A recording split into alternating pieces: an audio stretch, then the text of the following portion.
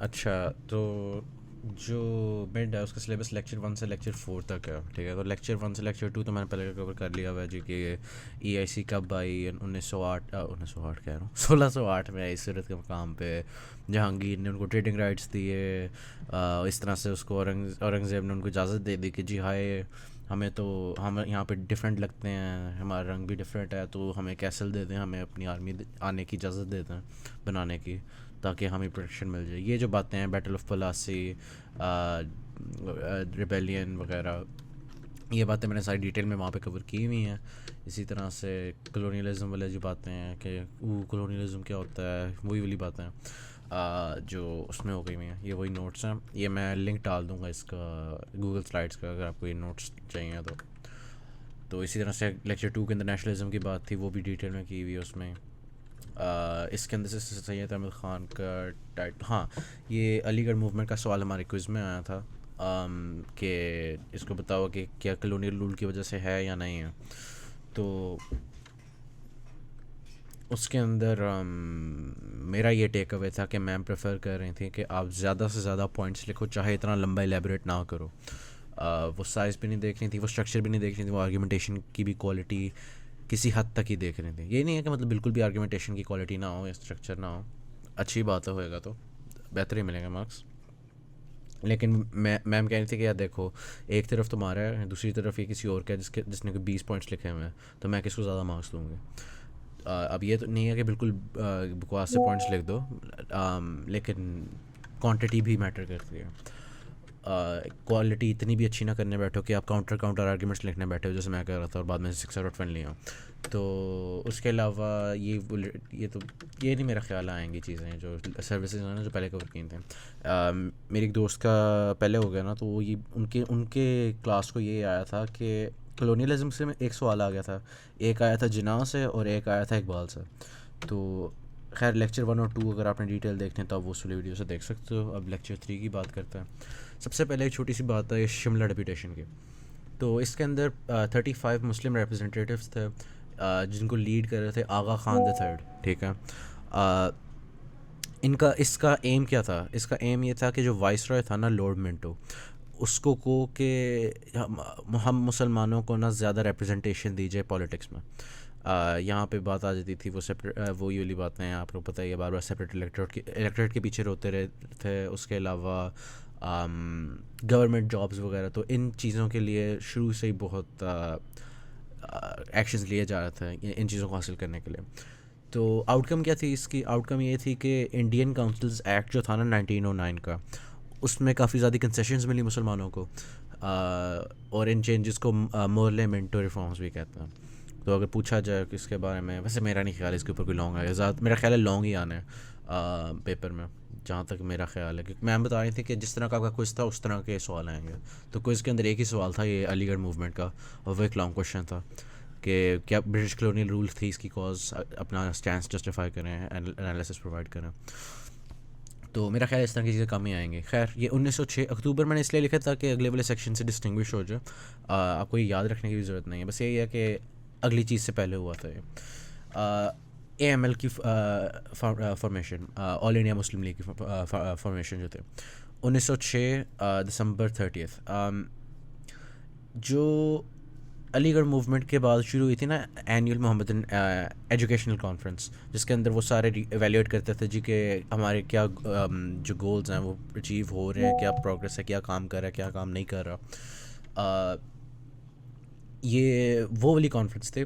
ये उसका 1906 का जो सालाना इजलास था वो था, जिसके अंदर नवाब विगारुल मुल्क चेयरमैन थे उस वक्त, ये मोहम्मद एजुकेशनल कॉन्फ्रेंस का, मोहम्मद एजुकेशनल कॉन्फ्रेंस का। और यहाँ पे फिर इन्होंने वो प्रेजेंट करवाया था जी कि ये हमारे स्टेटेड गोल्स हैं, और ये जो आगा खान द थर्ड है ना, जो पीछे भी बात हुई थी, जिसने लीड की थी शिमला डेपुटेशन, वो बनेगा पहला president all India Muslim league का। क्योंकि पहले भी उसकी रिस्पेक्ट थी कि यार जी उसने शिमला डेपुटेशन में उसने मिंटो से रिफॉर्म्स करवाए थे, जिससे मुसलमानों को फ़ायदा हुआ था। तो इस तरह से AML का प्रेसिडेंट ये लग गया। और इनके गोल्स ये थे कि जो क्राउन था उनके लिए लॉयल्टी मुस्लिम्स में पैदा करना। मतलब ये अभी भी ना वो जो स्ट्रक्चर था कॉलोनियल स्ट्रक्चर, ये उसी के अंदर रह के मुसलमानों के राइट्स को एडवांस करने की बात करता था, उनको प्रोटेक्ट करने की बात करता था, और ये साथ हिंदू मुस्लिम को एग्जिस्टेंस की बात करते थे कि पीसफुली आपस में साथ रहा जाए। तो फिर अब आ जाते हैं इकबाल के ऊपर। ये तो बस अहम ही छोटी सी बात थी कि एम एल कब हुई, कैसे हुई। तो इकबाल जो थे वो 9 नवंबर को पैदा हुए 1877, जो भी उर्दू में कहते हैं, सियालकोट में। पीएचडी इनकी थी फ़िलासफ़ी में, जर्मनी से। ये एक लेक्चरर थे, फ़िलासफ़र थे, पोइट थे, और थोड़ी देर के लिए पॉलिटिशियन भी थे। ज़्यादा बात इनकी पोइट्री वगैरह की बात ही होगी, इनकी जो कल्चरल और रिटन कंट्रीब्यूशंस थे, पॉलिटिक्स में इन्होंने कुछ इतना भी नहीं किया। इनकी पोइट्री की एवोल्यूशन के बारे में ये है कि 3 फेजेस में बांटा जाता है। एक 1905 से पहले का, जिसके अंदर वो पैन इंडियन नेशनलिज्म की बात करता था। अब पैन इंडियन नेशनलिज्म क्या होता है? वो ये कहता था कि इंडिया के अंदर जो तमाम लोग हैं ना, वो एक नेशन है, वो आपस में जुड़े हुए हैं, अपने इंडियन स्टेटस है। ये जो मज़हब वगैरह के जो डिवाइड्स हैं वगैरह, कोई एग्जिस्ट नहीं करती हैं आपस में, भाई भाई हैं सारा। ये 1905 से पहले का इनका स्टैंड था, जो अपनी पोइट्री में भी एक्सप्रेस किया हुआ इन्होंने। आगे अपोजिशन टू डिस्क्रिमिनेशन और रिप्रेशन। तो जो इसके अंदर कोई ख़ास बात समझाने वाली नहीं है कि जुल्म वगैरह अच्छी बात नहीं होती, डिस्क्रिमिनेशन नहीं अच्छी होती, माइनॉरिटीज़ का ख्याल रखो। तो ये इनकी मेजर स्टैंसेस थे। फिर 1905 से 1908 के अंदर ये इनका ट्रांसैक्ट शुरू हो गई, इन्होंने HRT शुरू कर दी, एस्ट्रोजन नहीं ये एक ट्रांजिशनरी पीरियड था, पीरियड्स मैंशनड। तो इसके अंदर ये एक्सपेरिमेंट करते रहे, कोई मतलब सिंगल नोटेबल क्वालिटी नहीं है।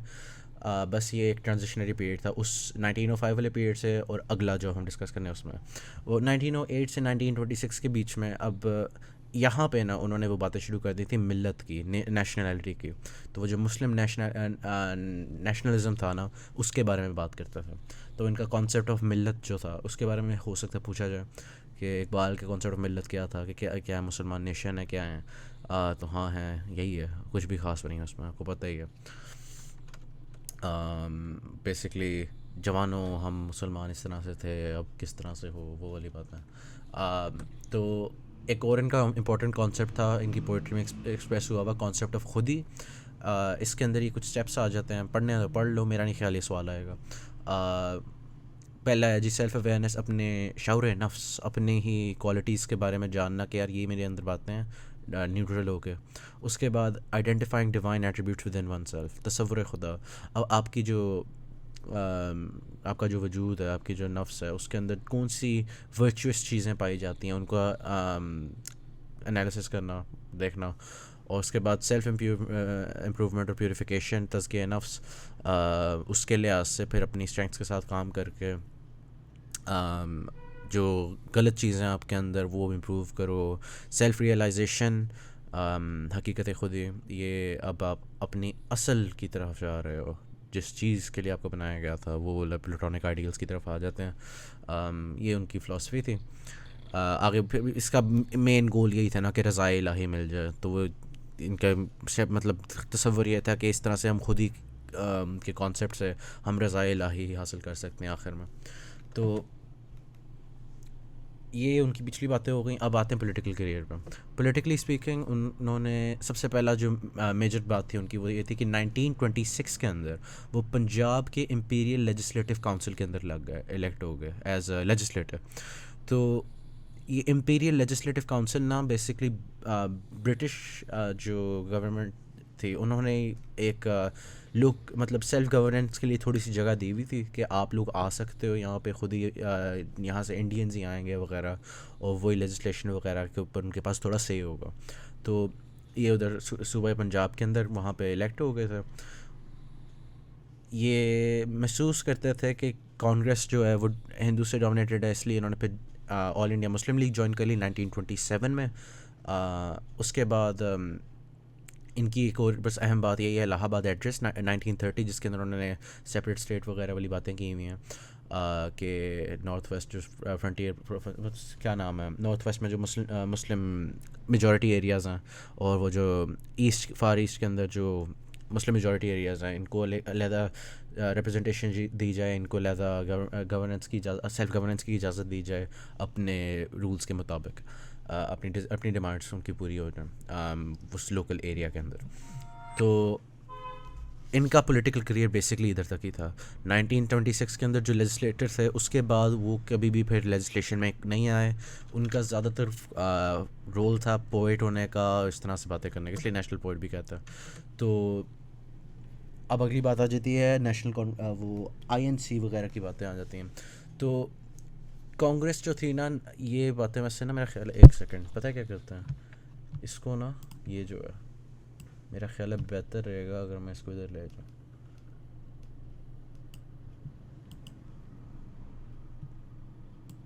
हाँ यहाँ पे सही है ये। अच्छा ठीक है, इकबाल की बातें हो गई हैं, अब हम अगले कायद अज़म पे चलते हैं। अच्छा, मोहम्मद अली जिन्ना का अर्ली पॉलिटिकल करियर क्या था? उन्होंने ज्वाइन की थी इंडियन नेशनल कांग्रेस 1911 में। अच्छा, ये डेट्स एक बार देख लेते हैं फिर से। 1926 के अंदर इकबाल ने इंपीरियल लेजिस्लेटिव काउंसिल किया था ज्वाइन, और ऑल इंडिया मुस्लिम लीग 1927 में फिर एक साल बाद ज्वाइन कर लेते हैं। ऑल इंडिया मुस्लिम लीग अगर भूल गया कब बनी थी, मैं भूल गया हूँ, 1906, ठीक है। बस जल्दी जल्दी रिवाइज कर लेते हैं एक बार। हाँ ठीक है। अच्छा, अब अर्ली पॉलिटिकल करियर, उन्होंने आईएनसी ज्वाइन की 1911 में, all India Muslim league join की उसके 2 साल बाद 1913 में, ठीक है, मतलब इकबाल से काफ़ी पहले के था। लखनऊ पैक्ट, अच्छा हाँ, ये मैं डिटेल बाद में की हुई वो उसको अभी। अच्छा, 1906 के अंदर लखनऊ पैक्ट के अंदर भी उन्होंने भी कुछ कॉन्ट्रीब्यूशंस की थी बेसिकली। अच्छा मैं बता ही देता हूँ, बाद में आएंगे वापस। लखनऊ पैक्ट 1916 में ना एक जॉइंट सेशन था ऑल इंडिया मुस्लिम लीग का और इंडियन नेशनल कांग्रेस का लखनऊ में, इसलिए लखनऊ पैक्ट था। पैक्ट क्यों कहते हैं? क्योंकि ये एक यूनाइटेड फ्रंट की कोशिश थी ब्रिटिश के से कुछ पॉलिटिकल कंसेशंस लेने के लिए, कि हमें सेल्फ गवर्नेंस करना था। हमें नहीं अच्छा लगता कि आप हमारे रूल्स बनाते हैं, हमें ख़ुद बनाना था। तो ये इनका शेयर्ड एम था जिसकी बेसिस के ऊपर ये पैक्ट बना था। तो इनकी नेगोशिएशंस का रिज़ल्ट ये था कि इनके जो आपस में थोड़े से फ़र्क थे ना आपस में पॉलिसीज़ के लिए, कि यार किस तरह से होना चाहिए, सेपरेट इलेक्टेड होना चाहिए या फिर जॉइंट इलेक्टेड होना चाहिए, जो इस सेल्फ गवर्नेंस के ख्वाब की इम्प्लीमेंटेशन के बीच में मसला करना था। तो उन डिटेल्स को थोड़ा इन्होंने सॉर्ट आउट कर दिया। तो जो इंडियन नेशनल कांग्रेस कह रहा था कि यार ये सेपरेट इलेक्टेड हटा दो, उसकी जगह ना वो जॉइंट इलेक्टेड हो, कोई ये रिजर्व सीट्स वाला ये काम ना करो कि वहाँ पे कोई और लड़ ही नहीं सकता, खाली उनको वोट भी खाली माइनॉरिटीज़ दे सकती हैं, ये नहीं सही। बेहतर है कि पूरी कंट्री ही वोट करे और कोई रिजर्व सीट्स वगैरह ये वाला काम कम ही हो। तो ये सेपरेट इलेक्टेड वाली बात होगी। अच्छा, थोड़ा सा डिफरेंस है सेपरेट इलेक्टेड में और रिजर्व सीट्स में। रिजर्व सीट्स के अंदर ये होता है कि माइनॉरिटीज़ के लिए सीट्स होती हैं, लेकिन उन माइनॉरिटीज़ के लिए जो रिप्रेजेंटेटिव चूज़ होते हैं ना, उनके लिए वोट कोई भी कर सकता है। ज़रूरी नहीं है कि आप उस माइनॉरिटी ग्रुप से बिलोंग करो। लेकिन सेपरेट इलेक्टेड में ऐसा होता है कि आपको ज़रूरी है कि आप उस माइनॉरिटी ग्रुप से हो, तो जाके आपका उस माइनॉरिटी रिजर्व सीट के अंदर वोट काउंट होएगा। तो ये डिफरेंस है थोड़ा सा। तो वो सेपरेट इलेक्टेड उन्होंने ग्रांट कर दिया कि ठीक है जी, मुस्लिम में जो जिस प्रोविंस जिन प्रोविंसेस के अंदर मुस्लिम्स माइनॉरिटी हैं ना, उधर हम सेपरेट इलेक्टेड थोड़ा सा आपको दे देते हैं कि ठीक है यार, आप वहाँ पे आपके लिए मसला हो रहा है ना कि आपकी मर्ज़ी नहीं हो रही, तो छोटे छोटे इलाकों में। अच्छा, वेटेज प्रिंसिपल यही है कि पॉपुलेशन, एक सेकंड मैं पहले कंफर्म कर लूँ फिर आगे जाके बात करता हूँ। अच्छा, ये जो वेटेज प्रिंसिपल वाली बात है, मेरा ख्याल है मैम ने हमें मिस इन्फॉर्म किया, उनको खुद भी नहीं पता या फिर हम सब ने नोट्स गलत लिए हैं, इन दोनों में से कोई एक बात है। क्योंकि मुझे नहीं पता नज़र आ रहा कि लखनऊ पैक्ट के अंदर वेटेज प्रिंसिपल की कहाँ पे डिस्कशन हुई है। खैर, वेटेज प्रिंसिपल यही इस तरह से ही बात है कि हर जगह पे पॉपुलेशन के लिहाज से जी सीट्स वगैरह उस तरह की डिटेल्स की बात है। लेकिन ओवरऑल लखनऊ पैक्ट के बारे में आपको ये पता होना चाहिए कि एक यूनाइटेड फ्रंट था जो रिप्रेजेंट कर रहा था एएमएल और आईएनसी की यूनिटी को। तो यहाँ पे जिन्ना का क्या रोल था, उनकी वजह से वो दोनों में थे, ठीक है। तो ऑब्वियसली उनका की रोल था इसको अरेंज करने में, जॉइंट सेशन को। तो इस तरह से वो निगोशिएशंस में कामयाब रहे। सेपरेट इलेक्टेड वगैरह वाली बात कंफर्म हो गई, कुछ कंसेशंस हुए, ताकि और एक यूनाइटेड फ्रंट पोज किया गया ब्रिटिश के ख़िलाफ़ कि यार हमें सेल्फ गवर्नेंस की इजाज़त दो। इतना भी हॉस्टाइल नहीं था, लेकिन फिर भी यूनिटी में आना था कि यार कम से कम डिटेल्स तो हैश आउट होना, ताकि बाद में वो ये ना कि भाई आप लोगों को खुद नहीं पता कि आप क्या चाहते हो। तो यहाँ तक यही बात थी। आगे फिर बात करते हैं कि उन्होंने इम्पीरियल लेजिस्लेटिव जो काउंसिल था ना उससे रिज़ाइन कर दिया, और उसकी वजह क्या थी? रोलेट एक्ट थे। तो 1919 में ना एक कानून पास हुआ जिसका नाम था रोलेट एक्ट, जो कि इजाज़त, इसको काला कानून भी कहा जाता है, ब्लैक लॉ वगैरह। वो तो ज़्यादा ड्रामेटिक होना होता ना। तो बेसिकली टेररिज्म की बेसिस के ऊपर ना आप किसी बंदे को भी अगर सस्पेक्ट करते हो ना तो फिर आप अरेस्ट कर सकते थे। लोग कहते थे कि यार इसकी बेसिस पे तो आप किसी को भी अरेस्ट कर लो, ऐसा हो रहा है, ये हो रहा है वगैरह मसला, आप बहुत ज़्यादा एक गंदा कानून है, हमें नहीं अच्छा लगा। तो इसके बेसिकली इसको अपोज करने के लिए उन्होंने एक परफॉर्मेटिवली उससे रिज़ाइन कर लिया इंपीरियल लेजिस्लेटिव काउंसिल से, आई थिंक। खैर फिर उसके बाद उन्होंने वही वाली बात, वो जो कांग्रेस है वो हिंदू से डोमिनेटेड है, तो इसलिए फिर उन्होंने इंडियन नेशनल कांग्रेस जो सबसे बड़ी पॉलिटिकल पार्टी थी उससे रिज़ाइन कर लिया 1920 में। तो ये कुछ रेजिग्नेशंस थी इनकी, तो अब वो सिर्फ रह गए ऑल इंडिया मुस्लिम लीग के। खैर और इनके एक नोटेबल बात है अर्ली पॉलिटिकल करियर के अंदर कि जब ये खिलाफत मूवमेंट चल रही थी ना, मेरा ख्याल है 1920 समथिंग में ही चल रही थी, शुरू हुई थी और बाद में आगे चलती रही थी थोड़ी देर। ये मोहम्मद अली और शौकत अली की थी, ये दोनों भाई थे आपस में, इन्होंने मूवमेंट चलाई थे कि यार खिलाफत हमें अच्छी लगती है, आप ये गलत कर रहे हो। तो इन्होंने इसको सपोर्ट नहीं किया था जिन्ना ने। उनका ये कहना था कि भाई हम खुद गुलाम हैं, हमारे पास कोई पावर ही नहीं है, तो आप कैसे एक्सपेक्ट करते हो कि आपकी इस ऑर्गेनाइजेशन से कोई भी इफेक्ट होएगा। तो इस वजह से इनको क्रिटिसिज्म भी मिलता था उस वक्त के मुसलमानों से कि यार ये पता नहीं सही मुसलमान है या है भी या नहीं, कि खिलाफत वाली मूवमेंट को नहीं सपोर्ट कर रहा। तो इस तरह से इनका शुरू में पॉलिटिकल करियर के अंदर बहुत मिक्स्ड था। वो ऑल इंडिया मुस्लिम लीग के अंदर भी वैसे दो ग्रुप्स ही थे, बाद में जाके भी एक शाफी ग्रुप था, एक जिना ग्रुप था। तो मतलब जिना के पास मतलब फुल सपोर्ट नहीं थी मुसलमानों की कभी भी, वो बाद में जाके हुई थे एंड के करीब। लेकिन इस फेज़ के अंदर जो अर्ली पॉलिटिकल करियर था उनको क्रिटिसिज्म भी काफ़ी मिल रहा था, और ये लेकिन उनकी जो मेजर कंट्रीब्यूशंस थी वो यही थी, लखनऊ पैक्ट, और बस ये कुछ डेट्स हैं कि कब उन्होंने ज्वाइन किया, यहाँ पे यही है। फिर हम आते हैं उनके मेजर एक अगली कंट्रीब्यूशन कि अब ये सारी बकवास हो गई, उन्होंने जी बड़ा रोल लिया, लैदा हो गए, वापस आए जो मर्जी। 1929 जिना के 14 पॉइंट्स, ठीक है। अब हमने काफ़ी बड़ी जंप लिया, हम 1920 से अब सीधा 9 पे आए हैं। तो कुछ बैकग्राउंड इन्फॉर्मेशन डिस्कस कर लेता हूँ। रोलेट एक्ट और नेहरू रिपोर्ट, ये इसकी बैकग्राउंड को सराउंड करते हैं, ठीक है, कि यार ये जो चीज़ें थी इनकी वजह से ये 14 पॉइंट्स आए थे। तो रोलेट एक्ट वगैरह जैसे जो कानून थे ना, वो उन काफ़ी लोगों के नज़रिए में ना ज़्यादा ही ताकत दे रहे थे उन ब्रिटिश कॉलोनिस्ट को। तो जो सेल्फ गवर्नेंस के लिए आवाज़ थी ना वो बुलंद होना शुरू हो गई, और इसलिए फिर जब नेहरू रिपोर्ट 1928 लिखी गई और उसके अंदर वही बातें हुई थी जो सारे चाहते थे कि यार हमें अलहदा सेल्फ गवर्नेंस दी जाए वगैरह, माइनॉरिटीज़ को भी थोड़ी बहुत राइट दे दो वगैरह, उन्होंने बातें तो की हुई थी नेहरू रिपोर्ट में भी।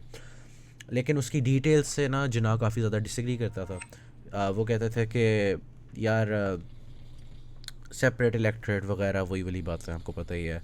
वो बेसिकली चाहते थे ऐसी पॉलिसी जो इनकी इस माइनॉरिटी ग्रुप को भी फ़ायदे दे, ठीक है। वो खाली उसके उनकी बात ना करें हिंदूज़ के, क्योंकि वो कह रहे थे कि अगर हम वो जो मेरिटोक्रेसी वाला काम करते हैं ना वो करेंगे ना तो हिंदुओं को एज मिल जाएगी, क्योंकि मुसलमानों को इकोनॉमिकली वगैरह डिप्राइव्ड हैं वगैरह इस तरह की चीज़ें हैं, और खैर तो उनको रिप्रेजेंटेशन नहीं मिलेगी पॉलिटिकली। तो नेहरू रिपोर्ट के जो थे ना प्रपोजल्स वो इससे डिसएग्री करते थे, उन्होंने अपने खुद पॉइंट्स दे दिए कि यार ये मेरे पॉइंट्स हैं, और इसके बेसिक एम्स यही थे मुसलमानों के लिए रिलीजियस फ्रीडम, कॉन्स्टिट्यूशनल रिफॉर्म्स, ज़्यादा रिप्रेजेंटेशन गवर्नमेंट में, separation of power, self governance, तो इन दोनों में कॉमन थी नेहरू रिपोर्ट में भी और इसमें भी। तो उसके बाद आ जाती है इनकी एक और मेजर बात, major contribution, round table conferences जो हुई थी। तो जब ये बातें हुई थी ना नेहरू रिपोर्ट वगैरह वाले, जब ब्रिटिश ने देखा क्या इस तरह से डिमांड हो रही है, तो 1930 के अंदर ना उन्होंने अरेंज की, 1930 से 1932 तक अरेंज की थी राउंड टेबल कॉन्फ्रेंसेस। ये 3 कॉन्फ्रेंसेस थी, ठीक है। और इनका एम था कि कंसेंसस में आना सेल्फ गवर्नेंस के अंदर, क्योंकि उनको पता था कि यार एक टाइम पे तो आना ही है ना, तो वो डिटेल्स वगैरह डिस्कस करने के लिए। तो जिन्ना ने यहाँ पे क्या किया, पहली वाली में तो इनवाइट हुए, ठीक है, दूसरी में भी हो गए। उन्होंने यहाँ पे रिप्रेजेंट किया मुस्लिम कम्युनिटी की डिमांड्स को कि यार हम ये चाहते हैं, हम ये चाहते हैं, इस तरह के इलेक्टोरल सिस्टम चाहते हैं, हम ये रिप्रेजेंटेशन चाहते हैं, ये चाहते हैं, ये चाहते हैं। लेकिन ना जो सेकंड राउंड टेबल कॉन्फ्रेंस थी ना 1931 वाली, उसके अंदर उनका बिहेवियर ना बहुत रिजिड था, वो बिल्कुल भी नेगोशिएशन की तरफ नहीं आ रहा था जना, तो इसलिए उनको इनवाइट नहीं किया गया अगली वाली में। लेकिन फिर भी उन्होंने जी रिप्रेजेंट किया, तो ये इनकी एक पॉलिटिकल कंट्रीब्यूशन है। तो आरटीसी के अंदर इनका ये काफ़ी इंपॉर्टेंट चीज़ थी कि इन्होंने मुस्लिम जो डिमांड्स थी वो वॉइस की। खैर आरटीसी जो थी उससे कोई ख़ास इतनी बातें भी नहीं हुई, बस ये हुआ कि गवर्नमेंट ऑफ इंडिया एक्ट आ गया, ठीक है, 1935। तो वो आरटीसी के 3 साल बाद जाके, राउंड टेबल कॉन्फ्रेंस के 3 साल बाद जाके उन्होंने एक एक्ट निकाला, गवर्नमेंट ऑफ इंडिया एक्ट, जिसके अंदर सेल्फ गवर्नेंस की थोड़ी सी ताकत दे दी इनको। तो इस तरह से आहिस्ता आहिस्ता सेल्फ गवर्नेंस आना शुरू होगी इंडिया के अंदर। तो 2 साल बाद जाके इलेक्शंस हुए, जिसके अंदर कांग्रेस आराम से जीत गया, ठीक है, उनकी तो वो तो सबसे बड़ी पार्टी थी उस वक्त की। तो इस दौर के अंदर ना अभी वो वाली बात, हाँ, लोग कहते हैं ये हिंदू कांग्रेस जो रूल था ना, उसके बारे में ये क्रिटिसिज्म्स आते हैं कि उन्होंने अजान बैन कर दी थी, और उन्होंने ना का वो क्या नाम है, गौ माता को नहीं मारना, ठीक है, वो वाला रूल लगा दिया था। ये इनसे ना ऑब्वियसली आप डिसएग्री करोगे रिलीजियस वजहों से। तो आगे फिर जब चलो पहले इधर तरीके रहते हैं, ठीक है, ये कांग्रेस रूल इस तरह का था। तो इसी वजह से ना महसूस करते थे उस वक्त के मुसलमान के यार ये तो हिंदू से डोमिनेटेड है, ये हमारी जो डिमांड्स है वो रिप्रेजेंट नहीं हो रहे। कि वो ये कहते थे कि जी यार नॉइज़ हो रही है, आप लोग खुद उस टाइम पे चले जाया करो वगैरह, इस तरह की बातें। और काऊ की तो आपको पता ही है कि वो उनके मज़हब के अंदर इंपॉर्टेंस रखती है कि भाई गौ माता, ठीक है। तो आगे फिर हुआ ये कि वर्ल्ड वॉर 2 जब आ गई ना, तो बेसिकली ये हुआ कि जो ब्रिटिश क्राउन था उसने यूनिलैटरली डिसाइड कर लिया कि इंडिया भी ना हमें सपोर्ट करेगा जापान के ख़िलाफ़, और ये जो दूसरे जिनके ख़िलाफ़ हम लड़ रहे हैं, ठीक है। तो वर्ल्ड वॉर 2 के अंदर जब इस तरह से उन्होंने यूनिलैटरली बिना सिविलियन गवर्नमेंट से कंसल्ट किए ये डिसीजन लिया ना, उस वक्त के जो मेंबर्स थे गवर्नमेंट के, उन्होंने महसूस किया कि यार ये क्या मजाक किया हुआ है, ये तो नकली हमें बस बिठा दिया हुआ है, डिसीजंस फिर भी मेजर वाले खुद ले जा रहे हैं। तो इसीलिए ना कांग्रेस की जो मिनिस्ट्रीज थी ना, उन्होंने एक मैस रेजिग्नेशन किया 1939 में, ठीक है, प्रोटेस्ट के लिहाज से। तो जिन्ना ने इस मौके के पर कैपिटलाइज़ किया और इसको डिक्लेयर कर दिया कि ये डे ऑफ डिलीवरेंस है, कि हमें हमारी जान छूटी है कांग्रेस से। तो इस तरीके से इन्होंने अपनी जगह बनाई मुसलमानों के दिलों में, ठीक है। आगे फिर पास होता है लाहौर रेजोल्यूशन, ठीक है। लाहौर रेजोल्यूशन प्रेजेंट हुआ था जी 23 मार्च में, एक दिन बाद जाके फिर वो एक्सेप्ट भी हो गया था। तो इसके अंदर कोई ख़ास बातें नहीं, आपको पता ही है कि वो कहता है मीनार पाकिस्तान प्यारी सी जगह, उफ उफ उफ, पाकिस्तान की अलहदा हमें, तो वही वाली बातें आपको पता ही है, इसके अंदर कोई ख़ास समझाने वाली बात नहीं है। खैर 1942 में आते हैं। 1942 के अंदर ना जब देखा कि यार लाहौर रेजोल्यूशन वगैरह जो मैं जितना मर्जी खपता रहूँ, किसी ने कुछ मुंह ही नहीं लगाया, सारे मजाक उड़ा रहे हैं, कोई कुछ कह रहा है। अच्छा, लाहौर रेजोल्यूशन के नाम की बात भी है, बता ही दे, तो मैम ने 2-3 बार बताई हुई है। वो यही है कि असल में इसका नाम पाकिस्तान रेजोल्यूशन था, लेकिन नहीं सॉरी लाहौर रेजोल्यूशन था, लेकिन इंडियन न्यूज़पेपर ने ना मजाक उड़ा के ना पाकिस्तान रेजोल्यूशन रख दिया था इसका नाम। तो इसलिए जिन्ना ने भी फिर इसको पाकिस्तान रेजोल्यूशन कहना शुरू हो गया था, कर दिया था। तो खैर इसकी जो रिसेप्शन थे वो कुछ ख़ास नहीं थे, ठीक है। जो ब्रिटिश गवर्नमेंट थी ना, उसने कोई स्टेप नहीं लिए, कोई पार्टीशन नहीं किए। तो इसके रिस्पॉन्स में ना 2 साल बाद all India Muslim league announce करती है कि हम सिविल डिसोबीडियंस में आ रहे हैं, हम आपका कोई कानून नहीं मानेंगे हाँ जब तक हमें आप स्टेट नहीं दोगे। तो अब ये जो पहले बात हो रही थी कि यार हम इनके साथ मिलजुल के रहते हैं, इनके साथ लॉयल हैं, वो वाली बातें अब छूटती जा रही हैं। शुरू कैसे हुई थी ऑल इंडिया मुस्लिम लीग कि भाई हमें लॉयल्टी चाहिए ब्रिटिश क्राउन से, और अब हम मतलब डायरेक्ट सिविल डिसोबीडियंस की तरफ आ रहे हैं। तो इस तरह से ना ये सेल्फ गवर्नेंस का रास्ता आगे पीछे होता रह गया। तो क्रिप्स मिशन आता है फिर 1942 में। उसके जो प्रपोजल्स थे कि यार इस तरह से ना जैसे कॉमनवेल्थ कंट्रीज़ आ जाए ना, ऑस्ट्रेलिया वगैरह अभी भी क्राउन के अंदर ही हैं, तो उसी तरह से इंडिया भी हो जाएगा और इस तरह से आपको सेल्फ गवर्नेंस दी जाएगी वगैरह। तो इसके जो प्रपोजल्स थे ना, इसकी डिटेल्स वगैरह की वजह से ना आईएनसी ने भी इससे डिसएग्री कर दिया और ऑल इंडिया मुस्लिम लीग ने भी रिजेक्ट कर दिया। तो दोनों साइडों से ये रिजेक्ट हो गए। तो क्रिप्स मिशन कभी भी नहीं कामयाब हुआ। उसके बाद शुरू होती है गांधी की क्विट इंडिया मूवमेंट 1942 में, ठीक है। तो गांधी वगैरह के जो था सारा ग्रुप, इंडियन नेशनल कांग्रेस, उन्होंने ये मूवमेंट शुरू की थी कि भाई हमें छोड़ दो। उसके रिस्पांस में एक साल बाद 1943 में एक नई मूवमेंट निकलती है ऑल इंडिया मुस्लिम लीग वालों की तरफ से, जिसका नाम था divide and quit India movement. तो अब ये कह रहे हैं कि छोड़ के तो जाओ लेकिन पहले ये बांट भी दो। तो इस तरीके से ना ये हम अब देख रहे हैं कि जो हाल के सूरत हाल है उसकी तरफ कैसे आया है। तो रिकैप अभी तक इस सेक्शन का अगर मैं दूँ तो यही होगा कि भाई राउंड टेबल कॉन्फ्रेंस हो रही थी। अच्छा चलो यहाँ से शुरू कर देते हैं। रोलर एक्ट वगैरह से लोग नाराज़ थे, तो उसके बाद जिन्ना ने कहा कि भाई, और नेहरू ने भी कहा कि भाई हमें सेल्फ गवर्नेंस दो, इसलिए फिर राउंड टेबल कॉन्फ्रेंस हुई। राउंड टेबल कॉन्फ्रेंस हुई तो फिर गवर्नमेंट ऑफ इंडिया एक्ट आया। गवर्नमेंट ऑफ इंडिया एक्ट आया तो इलेक्शंस हुए, कांग्रेस जीती। बाद में फिर वर्ल्ड वॉर 2 वाला मजाक हुआ कि यूनिलैटरली ब्रिटिश ने मजाक किया, तो कहते यार ये तो क्या नकली सेल्फ गवर्नेंस दी हुई है। तो उसके बाद ये एक छोटी सी हर्डल आई थी। तो उसके बाद उन्होंने फिर कहा कि मैस रेजिग्नेशन शुरू कर दी, डे ऑफ डिलीवरेंस वाला मजाक हुआ, लाहौर रेजोल्यूशन भी पास हो गई। तो अब ये दो मूवमेंट्स अलग-अलग चल रही हैं ना, एक ऑल इंडिया मुस्लिम लीग जो कर रही थी और एक जो कांग्रेस कर रहे थे। तो फिर आगे सिविल डिसोबीडियंस आ गई, वो क्रिप्स मिशन भी रिजेक्ट हो गया, बस यही कह रहे थे हमें छोड़ दो, ठीक है। तो अभी तक ये हुआ।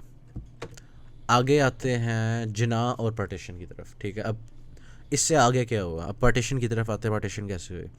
खैर पार्टीशन से पहले जिन्ना गांधी टॉक्स 1944 के अंदर हो रही थी, जिसके अंदर दोनों आप बिल्कुल बहुत बड़ा फेलियर था। किसी ने किसी की बात नहीं मानी। जिन्ना कहता है यार ये बड़ा गंदा आदमी है। ये रिप्रेजेंट करती हैं कि कितना डिवाइड आ गया था कि पहले जो बंदा जिन्ना था कह रहा था कि यार Hindu Muslim unity, Congress AML unity, वो वाली बातें अब ख़त्म हो गई हुई थी। अब बिल्कुल ही उल्टा सीन हो गया हुआ था। इसी तरह से शिमला कॉन्फ्रेंस थी जो कि ब्रिटिश ने सेटअप की थी चेक करने के लिए कि यार अच्छा अब हमें छोड़ना ही पड़ना है, जो क्विट इंडिया मूवमेंट चल गई वगैरह, सेल्फ गवर्नेंस तो कम से कम देनी पड़ती है चाहे छोड़ना पड़े या ना छोड़ना पड़े। तो किस तरह से ये किया जाए? तो यहाँ पे जो शिमला कॉन्फ्रेंस थी ना, यहाँ पे वो नेशनल कांग्रेस भी आई थी, AML भी आई थी। तो दोनों किसी बात पे एग्री नहीं कर पाए, बिल्कुल आपस में मिसट्रस्ट था कि यार ये कर देंगे, ये कर देंगे, और किसी की बात किसी ने नहीं सुनी। तो ये जो कॉन्फ्रेंस थी ना एक फेलियर गए, इससे कुछ भी नहीं डिसाइड हो पाया। खैर जनरल इलेक्शंस होते हैं अगले, फिर से नेशनल कांग्रेस जीतती है। फिर आता है cabinet mission plan. Cabinet mission plan भी कुछ इसी तरह का था कि यार आप एक हमारे अंदर ना एक जैसे कॉमनवेल्थ कंट्रीज़ हैं दूसरी ऑस्ट्रेलिया जैसे, आप क्राउन के अंदर ही होगे, आपके पास सेल्फ गवर्नेंस होगी। तो ये भी प्लान किसी को नहीं अच्छा लगता, ये भी रिजेक्ट हो जाता। इसी तरह से आता है फिर डायरेक्ट एक्शन डे। अच्छा ये ना 16 अगस्त 1946 को ना जिन्ना ने अनाउंस किया था, ऑल इंडिया मुस्लिम लीग ने, कि भाई हम नहीं आपकी बातें सुनते, हमें अपना मुल्क दो, ठीक है। ये बेसिकली वही उसी तरह की चीज़ें हो रही हैं। आगे फिर आता है माउंट बैटन प्लान, इसको पार्टीशन प्लान भी कहते हैं, और ये प्रपोज हुआ था 3 जून 1947, और 18 जुलाई को फिर ये प्लान जो था अप्रूव होने के बाद इनैक्ट भी हो गया था। इसके मुताबिक ना अब वो डिसाइड होना शुरू हो गया था कि पाकिस्तान की जो सेपरेशन है वो किस तरह से होनी है। तो मतलब जो उन्होंने बड़ी कॉन्फ्रेंसेस वगैरह लगा के कोशिश की थी कि यार कोई कंसेंसस आ जाए। तो आपस में इतनी डिवीज़न आ गई हुई थी कि उनके लिए बचा ही यही था कि अगर कुछ करना है इन्होंने तो पार्टीशन ही करनी पड़नी है।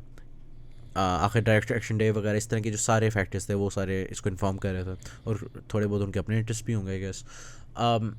तो इस तरह से माउंटबेटन प्लान इनैक्ट होता है, और फिर फॉर्मली जो ट्रांसफ़र ऑफ पावर होता है ना, वो होता है 14 अगस्त 1947 पे, जिसको आप कहते हो जी इंडिपेंडेंस डे है हमारा। तो ये थी शुरू से आखिर तक स्टोरी उसकी, ब्रिटिश कलोनियलिज्म की। आगे बस है कि जना पाकिस्तान की इमरजेंस के बाद पहले गवर्नर जनरल बन गए। मैंने अपने नोट्स में लिखा हुआ है फर्स्ट जी ऑफ पाकिस्तान, तो वो सही है मेरा ख्याल है इससे।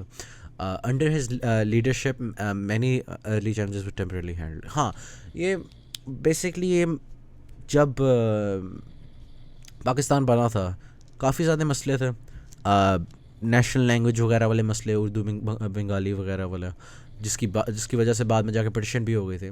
तो लोग काफ़ी ज़्यादा एग्री करते हैं कि जिनाह के अंदर ना एक यूनिटी उसकी वजह से आ गई हुई थी शुरू में पाकिस्तान के, जो बाद में कभी भी फिल नहीं हो सके।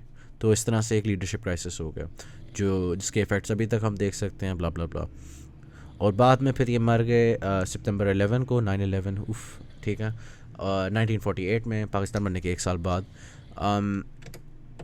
और ये इतना ही है।